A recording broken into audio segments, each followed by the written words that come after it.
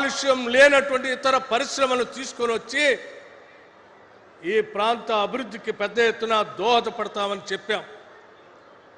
చెప్పినట్టుగానే ఈనాడు రాష్ట్ర ప్రభుత్వం గౌరవ ముఖ్యమంత్రి గారు ఇండస్ట్రీ శాఖ మార్చులు పెద్ద ఎత్తున ఆలోచన చేసి ఈ ప్రాంతంలో కలుషితం కాకుండా ఉండటం కోసం గ్రీన్ ఫార్మా, గ్రీన్ ఎనర్జీ, అలాగే ఈ గ్రీన్ ఫార్మా వ్యవస్థకు సంబంధించినటువంటి సంస్థలు పెద్ద ఎత్తున ప్రపంచవ్యాప్తంగా ఇక్కడ పెట్టుబడులు పెట్టడానికి తరలి వచ్చినప్పుడు ఆ పరిశ్రమలు విస్తరించడానికి కావలసినటువంటి ఇతర వ్యవస్థలు,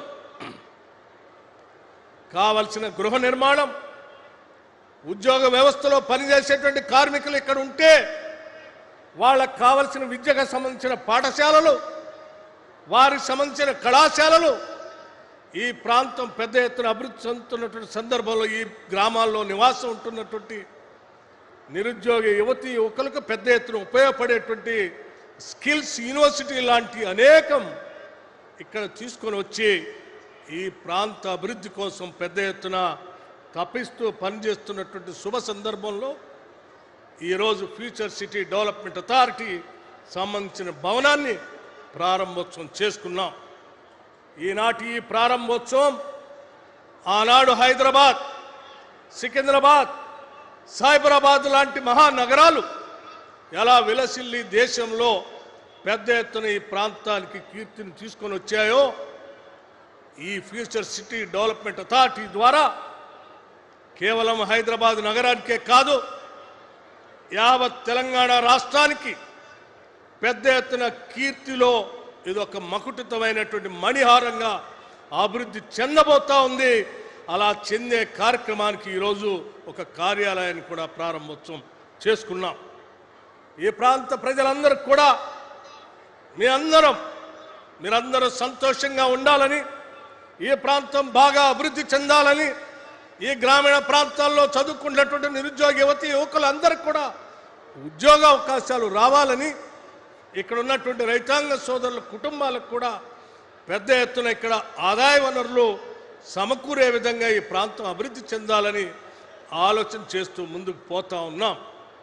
ఈ సందర్భంగా ఈ ప్రాంతం కోసం నిరంతరం కృషి చేసి తప్పిస్తూ పనిచేస్తున్నటువంటి ఈ ప్రాంత నాయకులకి, ఈ ప్రాంతంలో దీన్ని సహకరించిన నాయకులకు కూడా ఈ రాష్ట్ర ప్రభుత్వం నుంచి హృదయపూర్వకమైనటువంటి ధన్యవాదాలు తెలియజేస్తా ఉన్నాం. మిత్రులారా, మీ అందరికీ నేను ఒక విషయం చెప్పదలుచుకున్నాను. చాలామంది కుట్రదారులు తెలంగాణ రాష్ట్రం అభివృద్ధి చెందొద్దని, ఫ్యూచర్ సిటీ రావద్దని, మూసీ రిజర్వేషన్ కావద్దని, తెలంగాణ అలాగే వెనకబడి ఉండాలని కలలు కంటూ కోరుకుంటున్నటువంటి ఓటమి చెందిన ఆనాటి ప్రభుత్వానికి సంబంధించిన నాయకులు ఇప్పుడు కూడా అదే విధంగా ఈ రాష్ట్రాన్ని శపిస్తూ ఉన్నారు. ప్రజలందరూ గమనించాలి. కోరి కొట్టాడు తెచ్చుకున్న తెలంగాణ రాష్ట్రం అభివృద్ధి చెందుతూ ప్రపంచంతో పోటీ పడాలని రాష్ట్ర ముఖ్యమంత్రి అనేక సందర్భాల్లో ప్రకటనలు చేశారు. మా అభివృద్ధి ఏదో కేవలం ఈ దేశంలో ఉన్నటువంటి 4 రాష్ట్రాలతో కాదు, ఈ ప్రపంచంలో అభివృద్ధి చెందిన అనేక దేశాలతో, జపాన్, కొరియా లాంటి దేశాలతో పోటీపడి స్థాయిలో తెలంగాణ రాష్ట్రాన్ని అభివృద్ధి చేయటం కోసం మేము ప్రణాళికలు తయారు చేసి పునాదులేసి అహర్నిశలు శ్రమిస్తూ ముందుకు పోతా ఉంటే ఓటమి చెంది నిరాశ నిస్పృహలకు గురై ఏదో కోల్పోయినటువంటి భావంతో ఉన్నటువంటి ఆనాటి టీఆర్ఎస్ పార్టీ సంబంధించిన నాయకత్వం ఈరోజు విషం చిమ్ముతూ ఈ రాష్ట్ర అభివృద్ధికి అడ్డుపడాలనేటువంటి ప్రయత్నం చేస్తూ ఉంది. సమస్త తెలంగాణ ప్రజానికి అందరికి కూడా ఒకటే పిలిపిస్తా ఉన్నాం. మనం కోరి కొట్లాడి తెచ్చుకున్న తెలంగాణ రాష్ట్రం అభివృద్ధి చెందడం కోసం మనం అందరం చేయి కలుపుదాం, అడుగులో అడుగు వేద్దాం, నడుద్దాం. ఈ రాష్ట్రం మనది, మనం అభివృద్ధి చేసుకొని ముందుకు పోదాం, ప్రపంచంతో పోటీ పడదామని చెప్పి మీ అందరికీ సవినయంగానే మనవి చేస్తూ ఈ ప్రాంతంలో ఉన్నటువంటి అనేక గ్రామాలు ఫ్యూచర్ సిటీ డెవలప్మెంట్ అథారిటీ ప్రాంతంలో పెద్ద ఎత్తున అభివృద్ధి జరుగుతూ ఉంది. మా గ్రామాలు కూడా ఈ అథారిటీలో జాయిన్ కావాలి, మాకు కూడా అభివృద్ధి రావాలి అని చెప్పి ఈ ప్రాంతంలో ఉన్నటువంటి అనేక గ్రామాలు రిప్రజెంటేషన్ చేస్తూ ఉన్నాయి.